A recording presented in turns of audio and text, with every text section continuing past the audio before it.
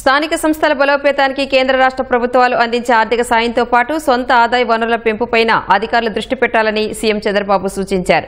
వెనుకబడిన తలసరి ఆదాయం తక్కువ ఉన్న స్థానిక సంస్థలను కేటగిరీలుగా విభజించి వాటికి ప్రత్యేక సాయం అందించే వీలు కలుగుతుందన్నారు. స్థానిక సంస్థల వర్గీకరణ ప్రక్రియను నిర్ణీత సమయానికి పూర్తి చేయాలని ఉప ముఖ్యమంత్రి పవన్ కళ్యాణ్ సూచించారు. ఇందుకు అవసరమైన చట్ట సవరణ చేయాల్సి ఉంటుందని అధికారులు తెలిపారు.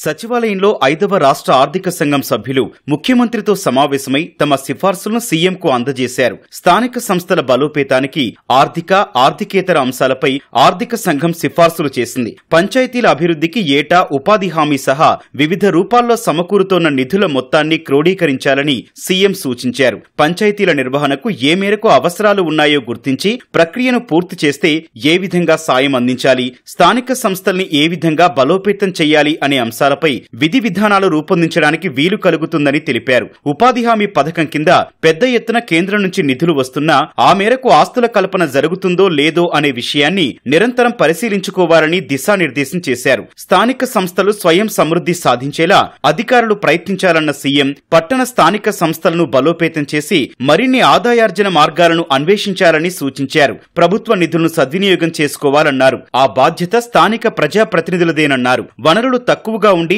వెనకబడి ఉన్న స్థానిక సంస్థల్ని ఆదుకోవాల్సిన బాధ్యత ప్రభుత్వంపై ఉందన్నారు.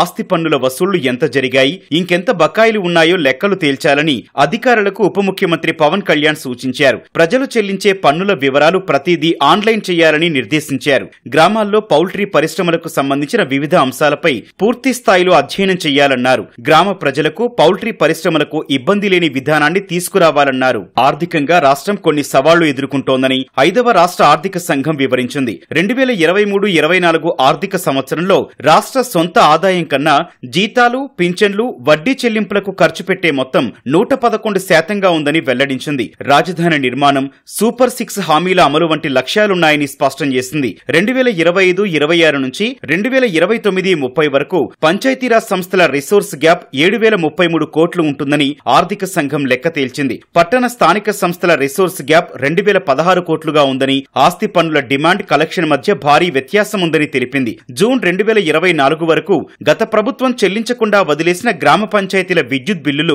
5851.58 కోట్లున్నాయని అధికారులు తెలిపారు. గ్రామ పంచాయతీలకు వివిధ రూపాల్లో నిధుల సమీకరణ 2617 కోట్లుగా ఉంది. అత్యధికంగా కేంద్ర ఆర్థిక సంఘం అందిస్తోన్న గ్రాంట్స్ రూపంలోనే ఉన్న ఆస్తి పన్నులతో ఎక్కువ నిధులు సమకూరుతున్నాయని అధికారులు చెప్పారు. పంచాయతీరాజ్ సిబ్బందికి ఏటా జీతాల రూపంలో 393.77 కోట్లు, మున్సిపల్ సిబ్బందికి 1672.45 కోట్లు ప్రభుత్వం ఖర్చు చేస్తోందని వివరించారు.